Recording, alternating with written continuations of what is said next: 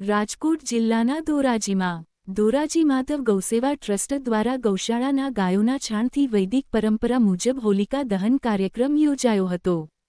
Dhoraji Madhav ગૌસેવા trust દ્વારા ગૌશાળાના ગાયોના છાણથી વૈદિક પરંપરા મુજબ હોલિકા દહન વૈદિક મંત્રોચ્ચાર સાથે હોલિકા દહન કરાયું।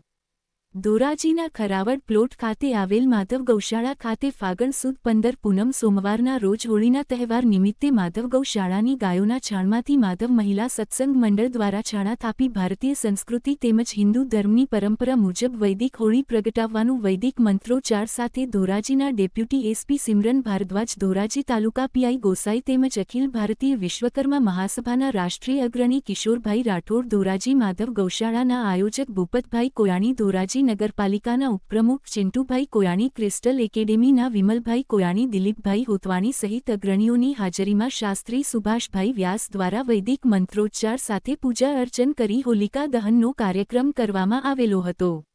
આ હોળી ઉપર પૂર્ણ કદની હોલિકા બેસાડવામાં આવેલ।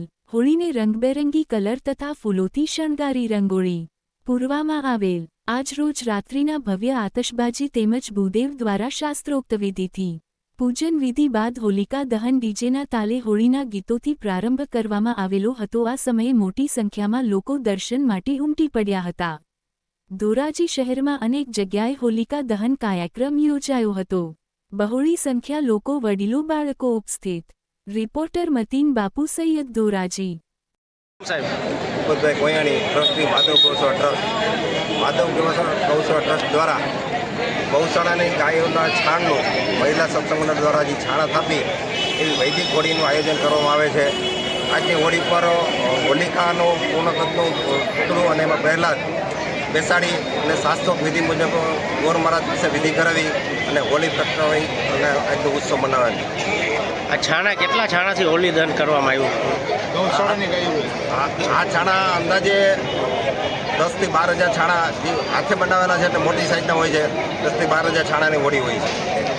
ને કેટલી સંખ્યામાં લોકો છે અટાણે? અત્યારે લગભગ 5000થી વધારે માણસો અહીંયા હાજર છે આજના તહેવારમાં।